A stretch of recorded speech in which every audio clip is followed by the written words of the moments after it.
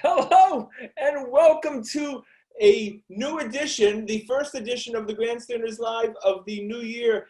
Geez, guys, nothing's happened since we last saw each other, huh? Toilet paper sales have gone up for me. Yeah. I was thinking about you, Tim, when Hand you were sanitizer, the man everyone wanted to see. hand sanitizer and masks are booming right now. I predicted that we'd end up doing the show the next time in Zoom. That's what I had predicted when we left in November. It took a plague for us to have to do it in Zoom, but welcome, boys. Thank you, Scotty. Miss you, buddy. Miss you, Russell. Thank you very much. Of course, that's the professor down there, Uncle Joe, and JP's first son, Tim Hoey. I'm Scott Kerman. Welcome to the first edition on Zoom of the Grandstanders Live on Big TV. We'll be doing it every Wednesday night at 6:30, our normal time. There's a lot more to talk about of life than sports, but I think we can figure it out. Weird, right? The Bruins and the Celtics, both definitely championship caliber teams. The season has come to a halt. All right, guys, your predictions. Do you think they finish up, somehow figure out to finish up this current season? Yeah, I think so. It's too much money. They'll figure out a way to play these games for TV only. You know, great camera angles. They'll try to make up for the lack of fans with just giving you a sort of I would assume sort of a sense of the game or a window into the game that you could never have in the normal arenas. Yeah, you know, Timmy, you think the Bruins start up again, or do we end up winning the cup? Because the Bruins apparently would win the cup of having the best record in hockey. That was floated out there briefly that the worst comes to worst, they have the best record. It's in the Bible, right? That could be a good lesson for your kids. Kind of, hey, every game matters. Play every game like it's your last, right? I hope they don't win it like that. I mean, if someone had to get it, I guess I wouldn't mind if we got it. But I'm thinking that they're going to have playoffs this summer. That's my guess. Yeah, Joe, what do you think? Does the NBA pick it up? I think they're going to try to pick it up and play without people. Because I don't know if people would come anyways, even if you gave them the tickets. So they're going to try and do it, whether it's in Orlando or in Vegas, they're going to give it a shot. And whichever place the NBA doesn't do it, maybe hockey can jump in there. Vegas is made for them already. Well, I know that they were talking about maybe taking some selected sites and playing all the games in those particular sites. Boston was one of them. I was surprised. Yeah, I just don't see how logistically they can do it. Seriously, the whole fact if you're going to do a 14-day quarantine anytime somebody has COVID-19, And the other team too. You're going to have the whole team quarantine for 14 days, and then whoever they played quarantine for 14 days, and then start all over again, right, Russ? I mean isn't that I think if even Dr. Fauci said if you can put these guys in a bubble for a couple of weeks and no one has it, and you really are careful limiting who comes in and who goes, my guess is they're going to take a shot at figuring out whether they do it down in Orlando. Like the NBA has talked about doing it in Orlando. There's a big complex down there. They talked about doing it in Las Vegas. There's a big complex there. I think they're going to give it a shot because there's just way too much money at stake to not try. You're talking about they can't go near their kids. They can't go near. You're looking at basically saying to these guys, you need to spend 8 to 10 weeks essentially in quarantine. But there's so much, you heard LeBron. What did LeBron say? Right, the big thing comes up with me, guys, these age, no sex for 10 weeks. Yeah, they're going to be sneaking ladies in 5 minutes. Yeah, come on. Yeah. You've got it. LeBron's got to toughen up. Sneaking hookers in through the windows. LeBron said the opposite, Joe. LeBron said no one's canceling anything. I know. Play. LeBron's scared to death. He's, his window was closed and he wants another championship. Well, look, I think at the very least, when they decide to start playing, whenever that is, they have to finish this season. So even if that, later this year. No, I think they go right to the playoffs. They can't finish the season. No, I'm saying finish the season by saying the playoffs. Oh, okay. The crazy part about this whole thing is, if one person walks into that stadium with it, the game's on again. You know what I mean? That's the a referee, anything. That is the crazy part of this. One person has it, and Zamboni everyone has it now. I mean, I don't have an answer to. I just don't know. 1918, the flu, they quarantined everybody, and then they thought they had a grip on it, and they let everyone go back out again, and the whole thing blew up again. So, I don't know. Look, for the Bruins, I think obviously that's as a sports fan, that's what hurts the most. I mean, the Celtics were probably not going to win any championship this year, but the Bruins, you really felt it was kind of like a Kansas City Chiefs thing where they should have won last year. The Chiefs should have beat the Patriots. They didn't, but they took care of business this year. Same deal with the Bruins and the Blues, and you felt like they were going to take care of business this year. They had a good team. I mean, they had the depth from the goaltending to the defense, the mix of young and old. This is a good hockey team. They signed Halak today, Halak, yeah, I just saw that, $2.25 million, yeah. Really? Solid. He's solid. He's a solid goalie. Yeah, he's done well. Him and my main man, Tuca. Well, there's going to be a lot of guys signing contracts for most of the money right now. Can you write me a check for half of it right now? There's a lot of guys who are going to be busted. Remember, these players are used to lots of money to come in at all times, and their lifestyles they still have their mortgages, they have their car bills and stuff. You're going to see a lot of guys tapped out. Yeah. How about that? I guess they have a clause in their contract. What is it? They're going to have to get like half the pay? Is that what it is? They're all different.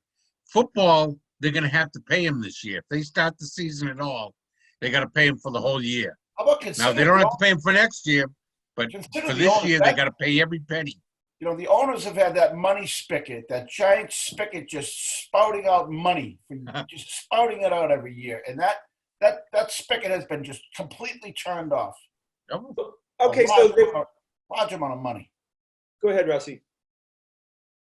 Yeah, like I said, I just think there's so much media money, there's so much brand money, so many salaries, so much rent has already been spent that I just think they're going to go to extraordinary lengths to do what you said, Scott, which is get 10 games in of the regular season, both leagues, the NHL and the NBA, get 10 games into the regular season, and then enter into some funky dunky tournament where pretty much anyone who has a shot gets into the playoffs is going to have a shot to win. It could be a lot of fun. I mean, it'll be really weird, but it could be a lot of fun. Have 2 out of 3s. And anything can happen now. There's been talk, I heard that a few weeks ago, that the NBA might do a kind of an NCAA tournament where one and done, where all 30 teams are in it, and it's a single elimination, and they got to do it the same format. Look, obviously that would piss off a lot of people in Los Angeles and Milwaukee, but no, I don't see. I think they're like you could take a look at both leagues, and it's pretty clear. Like if you wanted 12 teams in a tournament or 16 teams in the tournament in the NBA, you could get there pretty quickly because there's a line in the standings where there's a couple of teams that would be on the outside looking in, but I don't think it would be that bad. And you could clean that up in a few days, just do a one and, basically play in at the bottom of each playoff bracket. And you have Russ is right. It's pretty well defined, the haves and have-nots. Could you imagine the ratings that would be on a one and done tournament? Massive. Though they would be massive. Massive, yeah. One and done. But the problem is you also don't have every night. You don't have a home court advantage, so this really levels the playing field. In the NBA, when we know obviously home court advantage means everything. Yeah. But I can bet you that the referees would be siding with teams, the top teams, and trying to manipulate in some way to get them ultimately into the semifinals and finals. You'd really have to do something to beat the Bucks and the Lakers. I agree. Every Yeah, game the goes- shorter the series, the more of a wild card it is. So to Joe's point, it's 2 out of 3, 3 out of 5. You know, the Celtics were playing 3 out of 5 against Toronto and won a game, one. And then all of a sudden, sky's the limit, right? One injury all of a sudden Exactly. could change everything. Okay, so Seton Hall came out with a poll and that they said that 70% of sports fans who buy sports tickets and frequent events would not attend an event until there was a vaccine/medicine. I ask you boys, as guys who attend lots of sporting events, will you go back unless there's a vaccine? I think a lot of that is people, answer the way they think the pollster wants them to answer.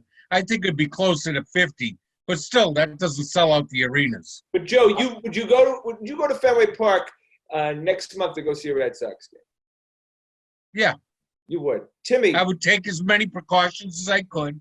I wouldn't touch anything, but you'd I go. would have to have spectacular seats to go to the Red Sox. I would like I would not be spectacular crowded seats. into the right- That'd be a nice I would plus. not be crowded into the right field grandstands with us. No. I don't Section think 8?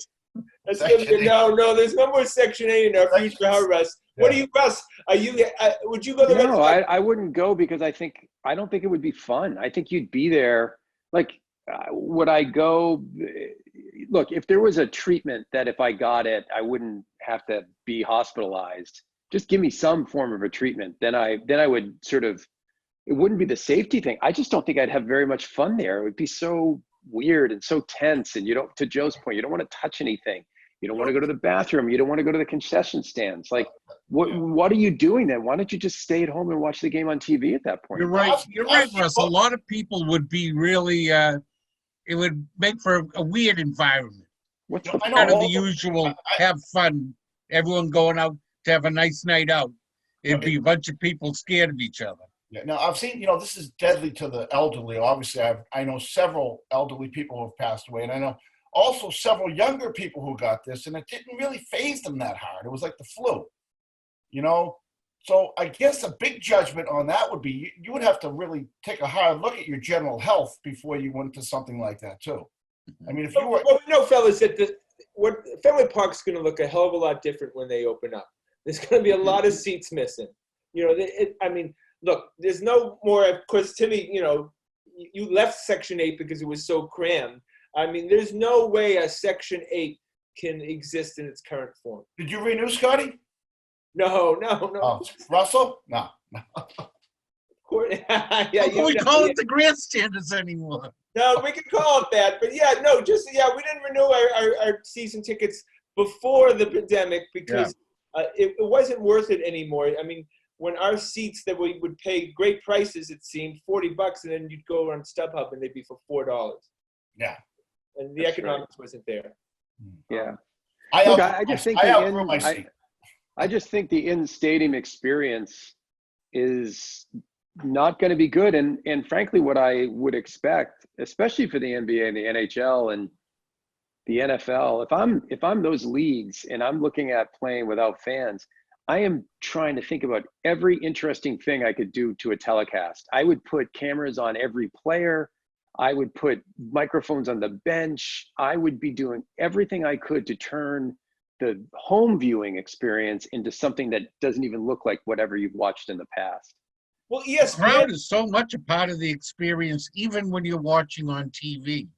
You don't notice it, but it sets the atmosphere for everything that is playing out on the stage. Well, ESPN was doing some great stuff on the spring training games where they had that's what I mean. Players Exactly. who were going up to the plate and they were communicating with the announcers, and great stuff, great footage. And it was something. It was pretty clear that they were probably going to try to carry this over to the regular season. But we spoke about this before.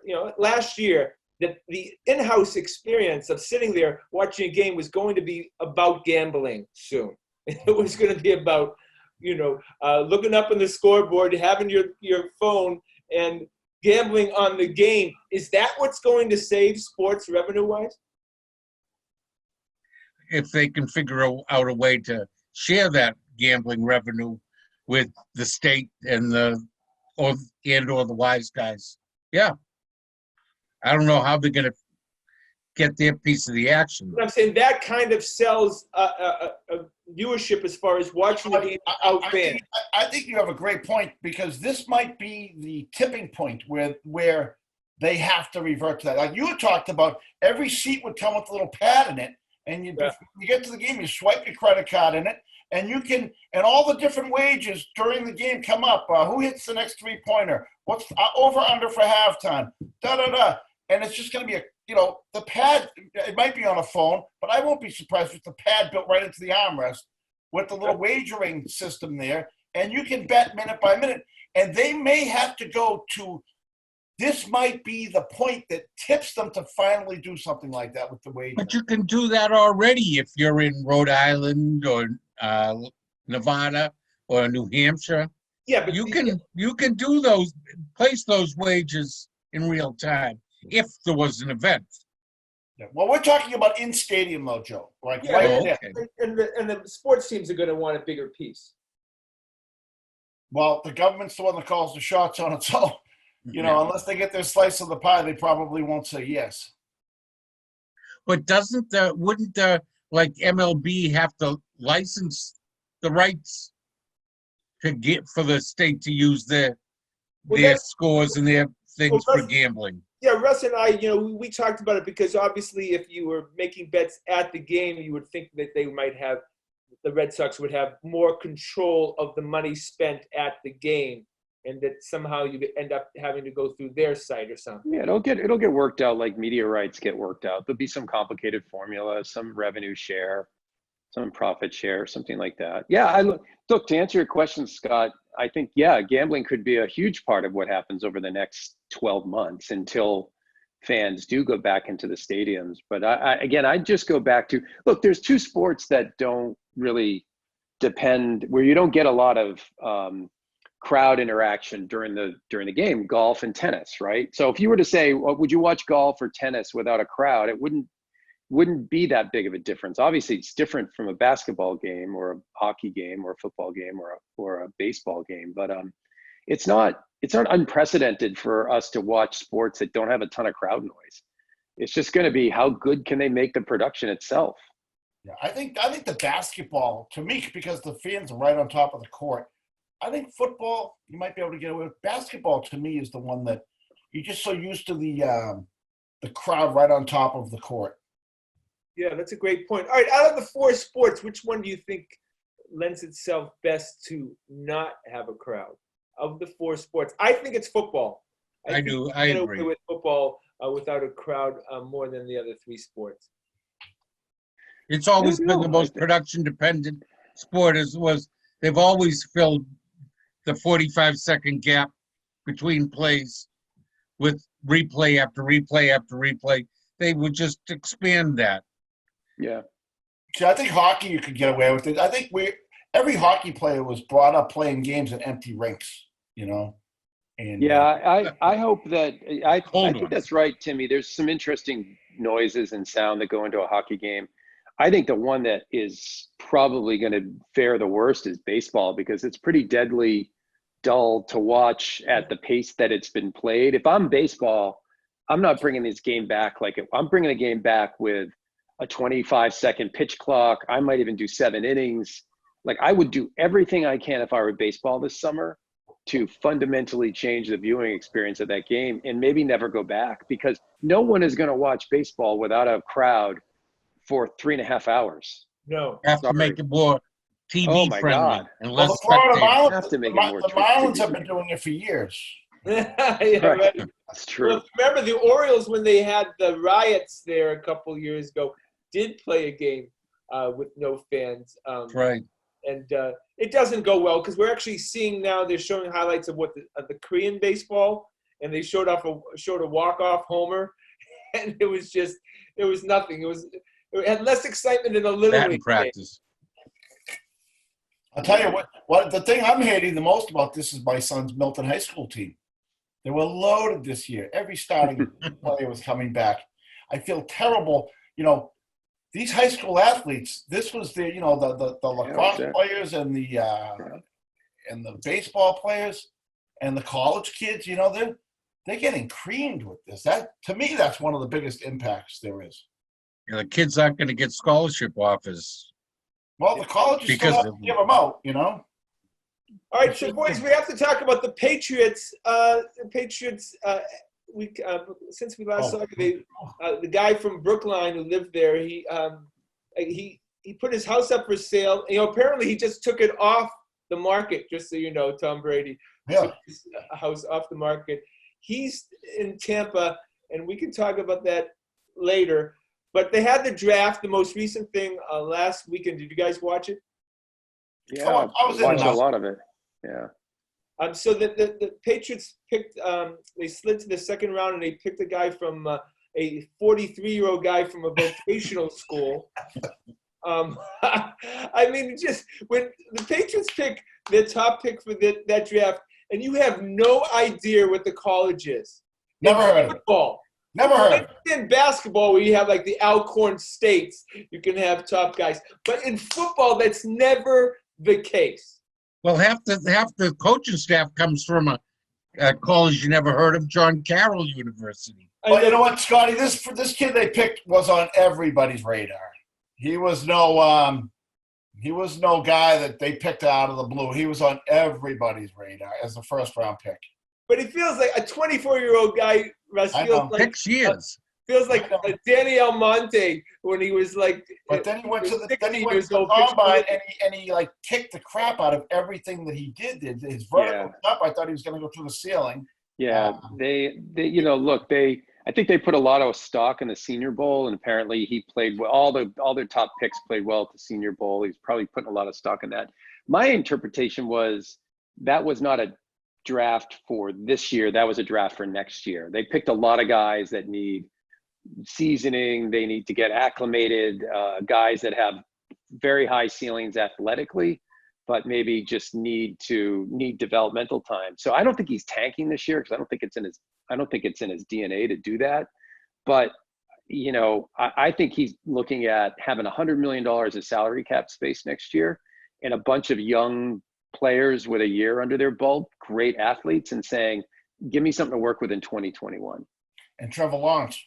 Well, no, look. Oh, wouldn't we love it? Timmy's been saying that for well over a year, tanking for Trevor. So that's Timmy's deal.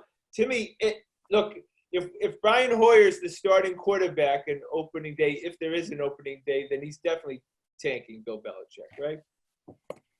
Well, I think it's. I think it's. I think I said this to you, Scott. I think it's Tooney. Like if they dump Tooney, I think that's a sign that they're going into tank mode because it doesn't make any sense to keep a $14 million guard if you're tanking, right?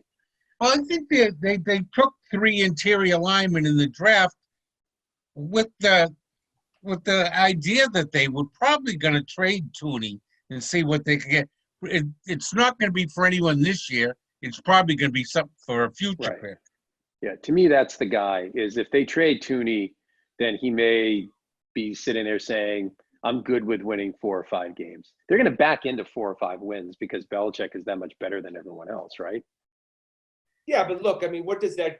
We know, being. But he's never. Yeah, I mean, I just don't. Good. Has there been any one thing ever in his background to suggest that he'd be fine winning 1 or 2 games the year that Brady leaves? That's the problem. Is he's not going to want to tank the year that Tom Brady leaves.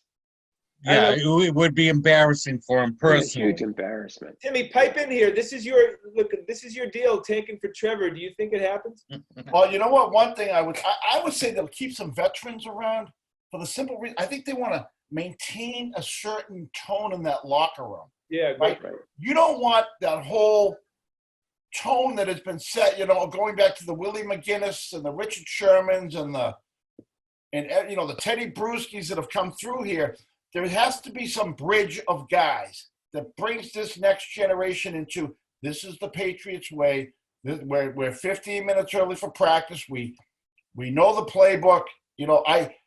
I think that if they keep anyone, it would be for a leadership standpoint, in my estimation. Well, That's a don't good you point. think, Tim, that they could maybe keep Devin McCourty as Yep. a coach like they have with Mayo, or Matthew Slater as the special teams coach next year? I think you need players, Joe. I think you need. Yeah. The players have their own thing. Once you put that, it's like being one of the guys at work, and then you become a supervisor. You're not. It's hard to drink beers at the bar with the guys. You know what I mean? Yeah, and plus Devin McCourty's not going to make $14 million as a coach.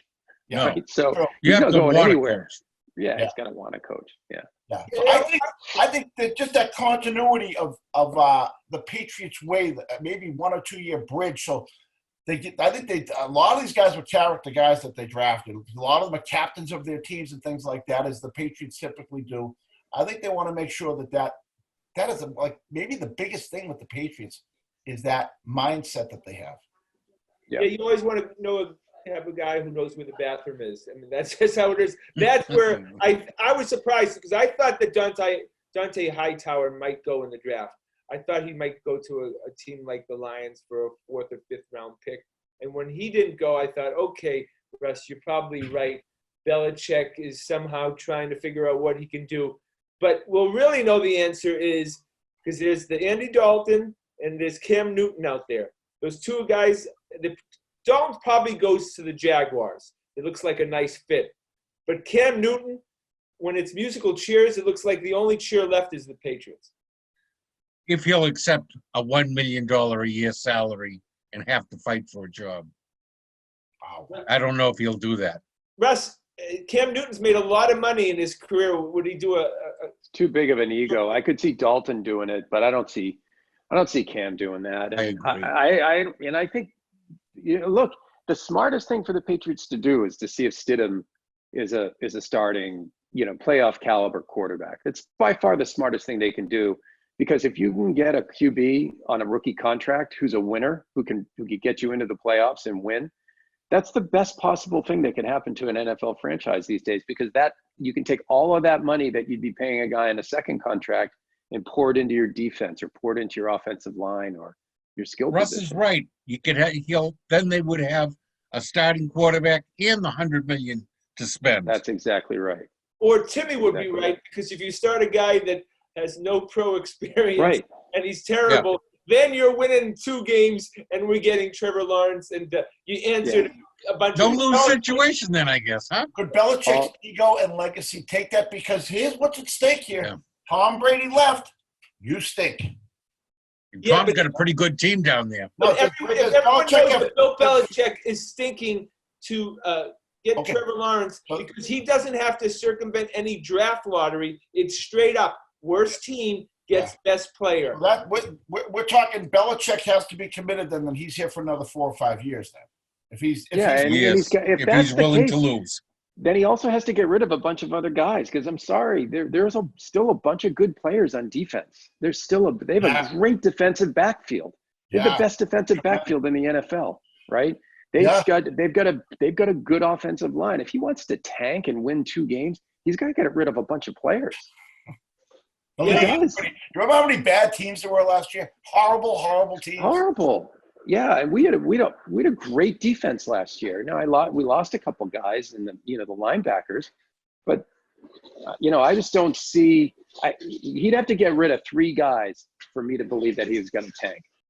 Well, look, everybody was saying, well, what quarterback in this draft did Bill Belichick like? Well, I can tell you what quarterback he liked. Trevor Lawrence.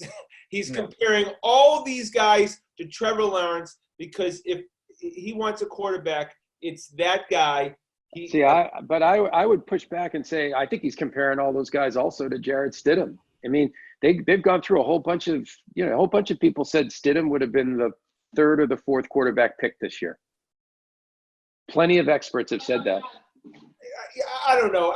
I'm suspecting that. I mean, what did Stidham do that was so special? I mean, he looked fine in the exhibition play, and then, of course, he came in on just an awkward time against the Jets, pick 6, the first pass he throws. Do you guys see anything in Stidham that would suggest that he's a star in the making? Well, we haven't seen anything, but I imagine Bill Right. Belichick and the coaching That's staff exactly right, Jeff. have Yeah. seen something. I have And absolutely no clue what this kid can do. None. Zero. Well, that would be pretty, the other 31 teams would have had to make a big mistake seeing that this guy was a fourth-round pick. You know, last year. what do we say? In Bill we trust, right?